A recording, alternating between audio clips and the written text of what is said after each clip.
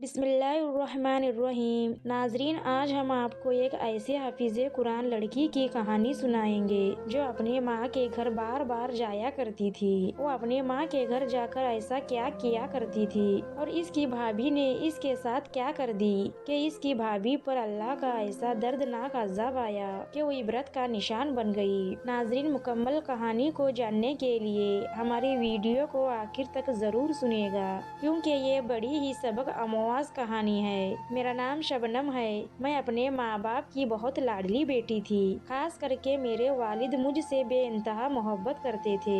मेरी शादी मेरे वालिद की मर्जी से असलम से हुई थी। शादी के बाद मैंने भी दिलो जान से असलम को अपना शोहर माना और इसकी फरमा बरदार बीवी बनकर जिंदगी गुजारने लगी। असलम भी बहुत अच्छा इंसान था। अब वो मजदूरी करता था और हम बहुत गरीब थे।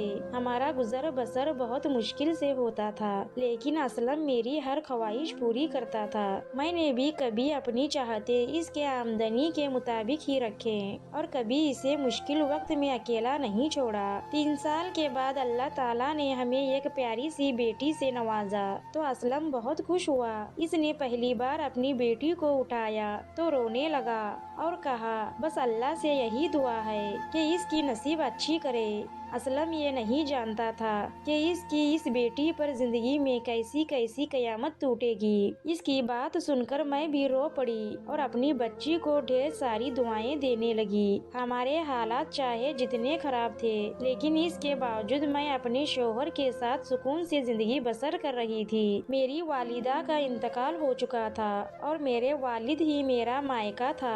मेरा एक ही भाई था जो अब शादीशुदा था। जब तक मेरी अम्मी जिंदा थी, मैं हफ्ते 2 हफ्ते में मायके का चक्कर जरूर लगाती थी, लेकिन माँ के इंतकाल के बाद अब्बू अकेले रह गए थे तो मैं हफ्ते में 1-2 बार जरूर जाती और अब्बू के साथ वक्त बिताती, इनके कपड़े धोती और घर के कामों में मदद करती। लेकिन ये सब बातें मेरी भाभी को बहुत बुरी लगने लगी। इसे ये गुस्सा था कि मैं हर वक्त बच्ची को लेकर माँ के घर क्यों चली आती हूँ। अब्बू मुझे देखकर खुश हो जाते थे, लेकिन मेरी भाभी ने धीरे धीरे मेरे भाई को हमारे खिलाफ कर दिया। अब भाई मुझे अपने घर में देखकर मुंह बनाने लगा और मुझसे मिलने के बजाय जल्दी से चला जाता।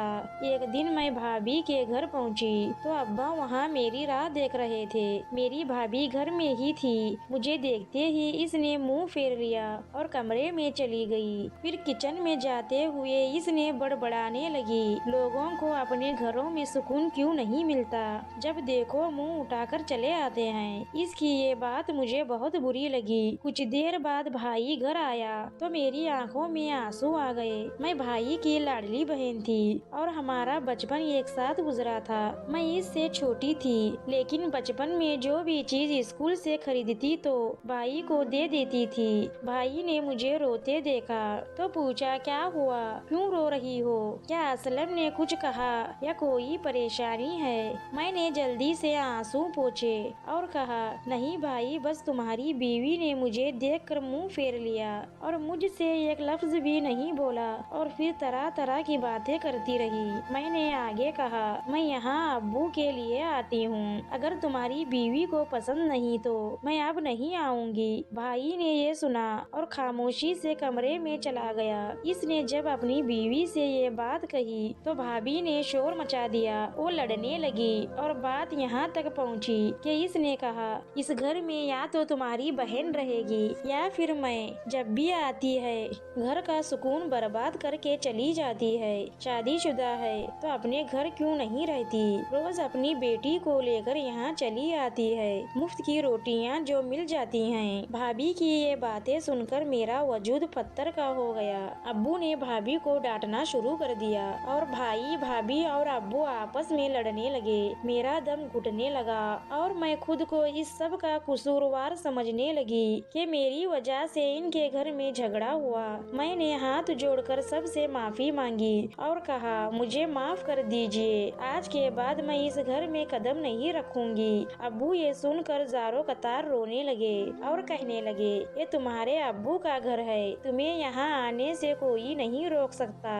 लेकिन मैं खामोश रही और अपनी बच्ची को लेकर वापस घर चली चली आई। इस दिन के बाद मैंने कभी भाई के घर का रुख नहीं किया। अलबत्ता अब्बू मुझसे मिलने जरूर आ जाया करते थे। मैंने घर आकर असलम को सब बता दिया तो असलम मुझे समझाने लगे कि तुम्हारा भाई अब शादीशुदा है, इसकी अपनी जिंदगी है। आज के बाद तुम वहाँ नहीं जाओगी, बल्कि अगर तुम्हें अब्बू से मिलना होगा तो मैं खुद जाकर तुम्हारे अब्बू को यहाँ लेकर आया करूँगा। मैं भी खामोश हो गई, लेकिन अंदर ही अंदर ये बात तकलीफ देने लगी कि शादी के बाद मेरा भाई बदल चुका है। खैर वक्त के साथ ये बात भी मैंने सह ली और मैं अपनी बेटी के साथ जिंदगी में आगे बढ़ने लगी। मेरी बेटी जब 10 साल की हुई तो एक रोज असलम का फोन आया।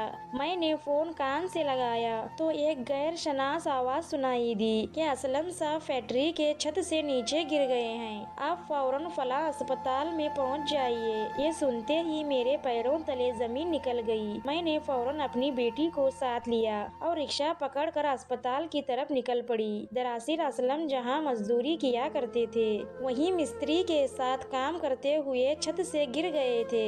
जब मैं अस्पताल पहुंची तो असलम जिंदगी की आखिरी सांस ले रहे थे। वो बुरी तरह जख्मी थे और इनकी पसलियां टूट चुकी थी। मैंने ये मंजर देखा तो फूट फूट कर रोने लगी। मैं रोते हुए इनके बेड के पास जाकर बैठ गई। क्या हालत हो चुकी थी मेरे असलम की। डॉक्टर साहब कह चुके थे कि अब इन्हें बचाना बहुत मुश्किल है। असलम धीरे धीरे सांस लेते हुए मेरी तरफ देखने लगे और कहने लगे, मैं जानता हूँ मैं कुछ लम्हों बाद इस दुनिया में नहीं रहूँगा और बस इतना कहूँगा कि हिम्मत मत हारना, मेरी बेटी का खास ख्याल रखना और मुझसे जो भी गलती हुई हो मुझे माफ कर देना। मैं तुम्हें इस दुनिया में अकेला छोड़कर नहीं जाना चाहता था, लेकिन ये कहते हुए इनकी जुबान इनका साथ छोड़ चुकी थी। मैंने सर उठा कर देखा तो असलम बिल्कुल ठंडे हो चुके थे, इनकी रूह परवास कर चुकी थी। मेरी बेटी जोर जोर से चिल्लाने लगी और अपने अब्बू को हिलाते हुए कह रही थी, अब्बू उठो, अब्बू अब्बू उठो। लेकिन अब्बू हमेशा के लिए सो चुके थे। मैं वो मंजर देखकर बेजान होकर वहीं गिर पड़ी और बेहोश हो गई। जब होश आया तो असलम की मैयत को एम्बुलेंस में रखा जा चुका था। मेरी बेटी कभी मेरी तरफ दौड़ती और कभी एम्बुलेंस की तरफ भागती, अपने अब्बू को देखती। मेरा शोहर इस दुनिया से जा चुका था और इस वक्त हमारे पास न कोई अजीज था और न कोई रिश्तेदार, सिर्फ डॉक्टर और नर्स थी जो मुझे तसल्ली देने की कोशिश कर रही थी। मैंने बड़ी मुश्किल से खुद को संभाला और अपनी बेटी के साथ घर पहुंची। मोहल्ले वालों को पहले ही खबर मिल चुकी थी कि इस घर में कोई मौत वाक़िए हुई है, लेकिन मेरी हिम्मत नहीं हो रही थी कि अब्बू या भाई को कॉल करके बता दूं कि असलम अब इस दुनिया में नहीं रहे। मेरी मासूम बेटी अब भी अपने अब्बू के पास बैठी रो रही थी और बार बार इन्हें उठा रही थी, मगर वो अब हमेशा के लिए खामोश हो चुके थे। कुछ देर बाद अब्बू पहुँचे। मैंने इन्हें देखा तो और ज्यादा टूट गई और इनके सीने से लगकर फूट फूट कर रोने लगी। भाई और भाभी भी कुछ देर बाद आए। असलम को आखिरी सफर पर ले जाया गया और मिट्टी तले दफन कर दिया गया। मेरा भाई मेरी तरफ बढ़ा और मुझे सफेद चादर उड़ा दी। ये मेरी बेवा की पहचान थी। एक वक्त था जब मैंने लाल दुपट्टा ओढ़कर असलम के घर दुल्हन बनकर कदम रखा था और आज इसी घर में सफेद चादर ओढ़कर बेवा बन गई थी। मुझे सब कुछ किसी बुरे ख्वाब जैसा लग रहा था। कभी सोचती कि अभी जाग जाऊंगी और सब ठीक हो जाएगा, लेकिन ये ख्वाब नहीं हकीकत थी। असलम अब नहीं रहे। भाई और भाभी थोड़ी देर बाद वापस चले गए, मगर अब्बू मेरे पास ही रहे। इस वक्त मुझे किसी अपने का सहारा चाहिए था। जिस घर में हम रहते थे वो किराए का था। जब मेरी मुद्दत खत्म हुई तो एक दिन मकान मालिक आया और फिर कहने लगा, बहन मुझे मालूम है कि तुम्हारे ऊपर मुश्किल वक्त आ गया है, लेकिन 5 महीने हो चुके हैं और तुमने अब तक किराए नहीं दिया। मैं भी मजदूर आदमी हूँ और इस किराए से ही मेरा गुजारा होता है। अगर हो सके तो किराए दे दो ताकि मेरे भी हालात सुधर सके। ये सुनकर मुझे और भी फिक्र होने लगी। 5 महीने का किराया भी ज्यादा था और मेरे पास कुछ भी नहीं था। अब्बू ने मुझे तसल्ली दी और कहा, फिक्र मत करो बेटा, मैं तुम्हारे भाई से बात करता हूँ, वो तुम्हारा किराया चुका देगा और तुम्हें अपने घर ले जाएगा। अब्बू वापस गए तो मुझे उम्मीद थी कि कि भाई मेरी मदद करेगा, मगर जब अब्बू लौटे तो थोड़े परेशान लग रहे थे। मैंने पूछा क्या हुआ? अब्बू भाई ने पैसे दिए।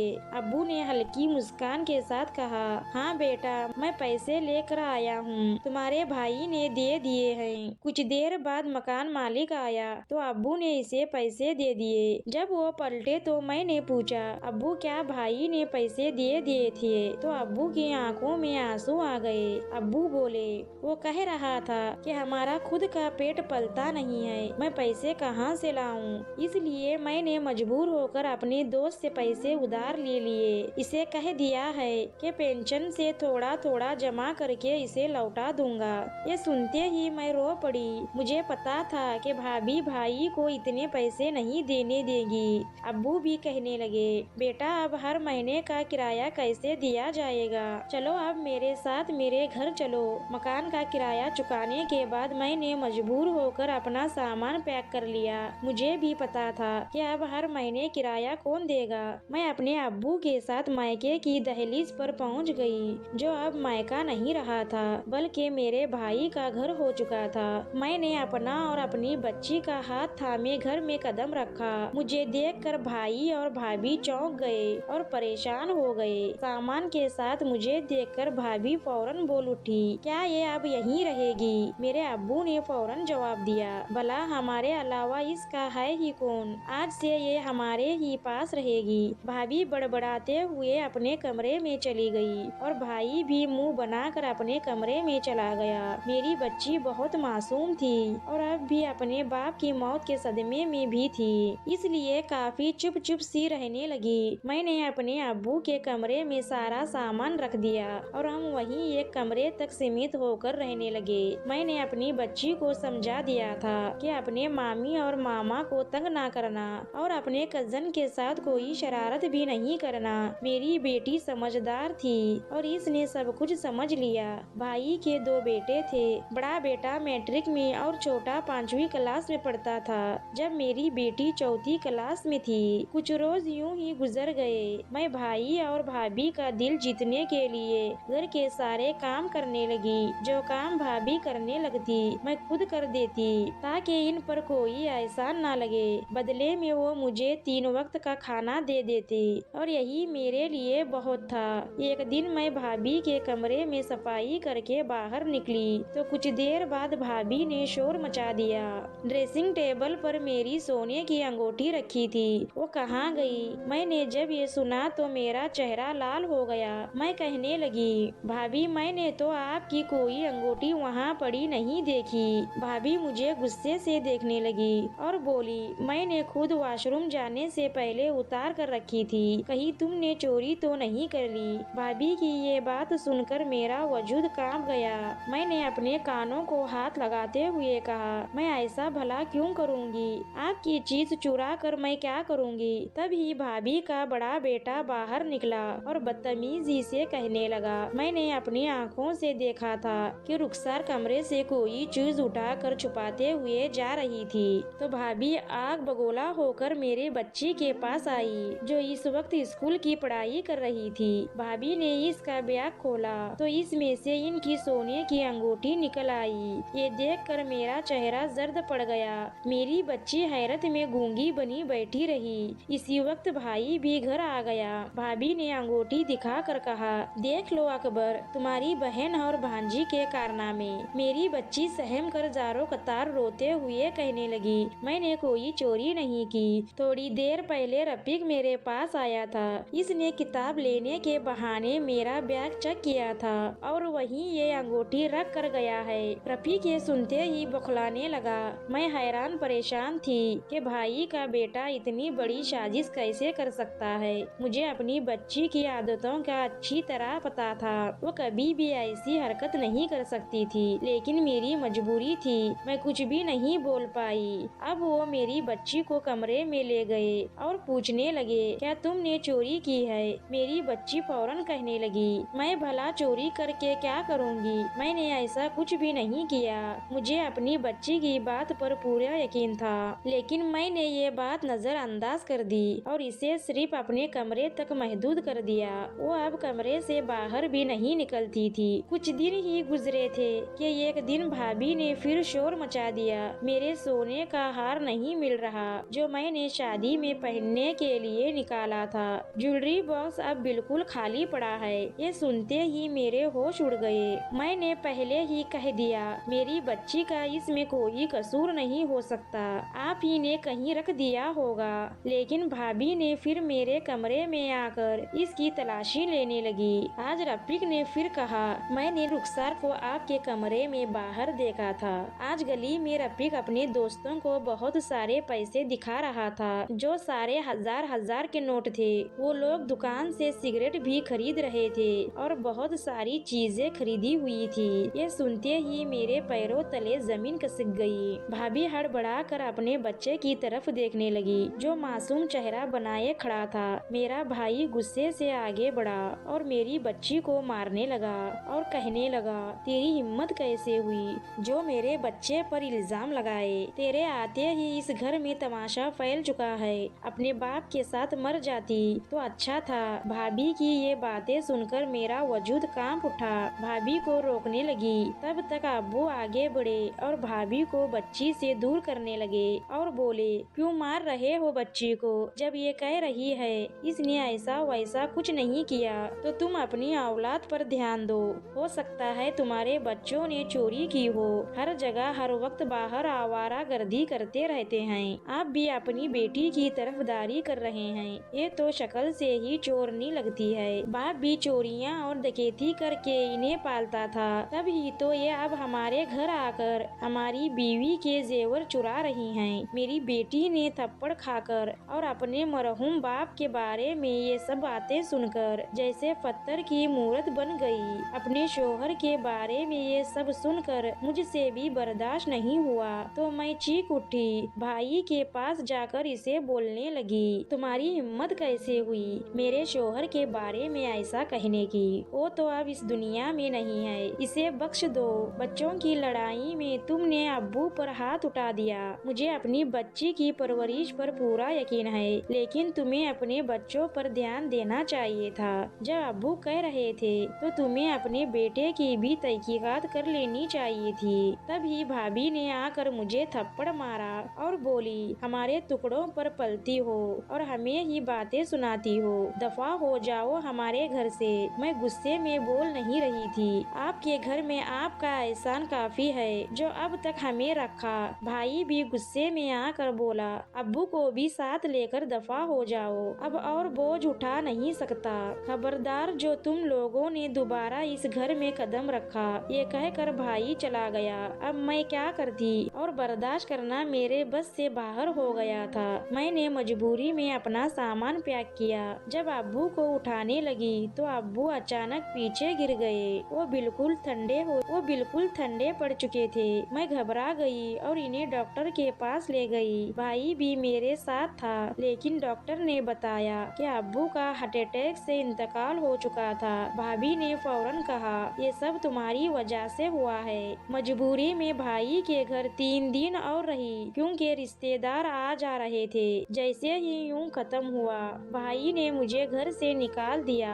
मैं मजबूरी में अपनी बच्ची को लेकर पास की झोपड़ी की तरफ चली गई जहाँ भिखारी रहते थे। वहाँ एक बूढ़ी औरत बैठी थी। मैंने इसे अपनी पूरी कहानी सुना दी। इस औरत ने कहा बेटी तुम मेरे साथ इस झोपड़ी में रह सकती हो, हम दोनों भीख मांग कर गुजारा कर लेंगे। वक्त इसी तरह गुजरने लगा। मैं अपनी बच्ची को लेकर इस औरत के साथ भीख मांगती रही। एक दिन हम इसी मोहल्ले से गुजरे जहाँ भाई का घर था। इस औरत ने कहा चलो इस घर में चलते हैं। मैंने कहा नहीं ये मेरे भाई का घर है, मैं यहाँ नहीं जा सकती। मगर वो औरत अकेली अंदर चली गई। मेरी बच्ची भी इसके पीछे भागकर घर में चली गई। थोड़ी देर बाद मेरी बच्ची बाहर भागते हुए आई और बोली अम्मी चलो जल्दी अंदर। इसके पीछे मेरा भाई भी बाहर आ गया और आते ही मेरे कदमों में गिर पड़ा। वो रोते हुए कहने लगा बहन मुझे माफ कर दो, मुझे सारी हकीकत पता चल चुकी है। घर की सारी चोरियां मेरा बड़ा बेटा रफीक करता था।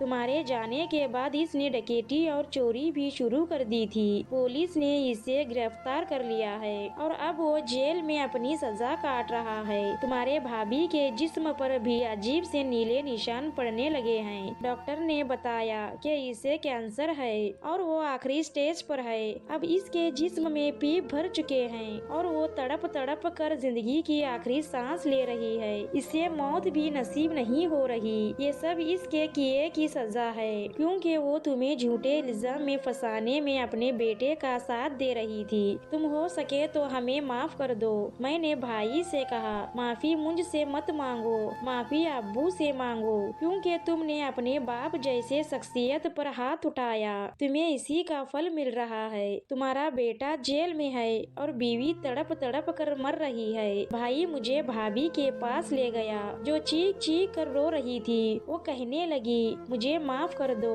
ताकि मुझे मौत नसीब हो सके, मुझे माफ कर दो ताकि मुझे कब्र नसीब हो सके। इसकी हालत देखकर मेरी रूह कांप गई। मैंने इससे कहा, मैंने तुम्हें माफ किया, दुआ करो कि अब्बू भी तुम्हें माफ कर दे और तुम्हारी आखिरी तर बर्बाद ना हो। कुछ दिनों तक भाभी तकलीफ में रही और फिर इसे मौत नसीब हो गई। भाई ने इसकी तफदीन कर दी। अब भाई और मैं अपनी बच्ची के साथ इसी घर में अकेले रहते हैं। हम दोनों अक्सर ही सोचते हैं कि काश रिश्तों में ये नफरतें और मक्कार ना होती, तो आज हम सब मिलकर खुशहाल जिंदगी बसर कर रहे होते। काश लोगों में एक दूसरे को नीचा दिखाने की सोच ना होती, तो आज हमारी जिंदगी खुशियों से भरी होती। मक्कारी करने वाले अपनी जिंदगी को बर्बाद करते ही हैं, साथ में मासूम और बेगुनाह लोगों की भी जिंदगी तबाह कर देते हैं। नाजरीन, आज का वाकिया आपको जरूर पसंद आया होगा। नाजरीन, इस्लामिक वाकियात, सबक, अमवास कहानियाँ सुनने के लिए हमारे चैनल को सब्सक्राइब करें और हमें सपोर्ट करें। मिलते हैं अगली वीडियो में। रुखसर, तब तक के अल्लाह हाफिज।